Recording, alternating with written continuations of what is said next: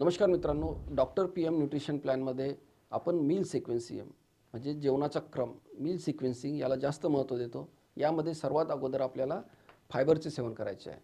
Fibre कशातून मिळेल आपल्याला? हिरव्या पालेभाज्या आणि सलाद. तर आपल्याला जेवण स्टार्ट करण्याच्या अगोदर सलाद योग्य प्रमाणात खायचं आहे. एक चांगली मोठी प्लेट भरून त्यामध्ये तुम्ही गाजर, काकडी, टमाटर, मुळा, कांदा ह्या गोष्टी घेऊ शकता. याचं कोशिंबीर बनवून तुम्ही खाऊ शकता आणि ज्या हिरव्या पालेभाज्या आहेत त्याचं सूप बनवू शकता. तरी जेवणाच्या सुरुवातीला घ्यायचं आहे. तुमची डेली रिक्वायरमेंट ही 30 ते 40 ग्राम आहे फायबरची आणि जर तुम्ही दिवसामध्ये 500 ग्राम सलाद आणि हिरवे पालेभाज्या घेतल्या तर ही तुमची रिक्वायरमेंट पूर्ण होईल. योग्य प्रमाणामध्ये फायबर घेतल्यामुळे जे विविध आजार आहे, जसं आतड्यांचा कॅन्सर आहे, डायबिटीस आहे, हाय बी पी, हाय कोलेस्ट्रॉल, फॅटी लिव्हर यापासून तुम्हाला संरक्षण मिळेल आणि ऑलरेडी हे आजार असतील तर ते नियंत्रणात येण्यास मदत होईल.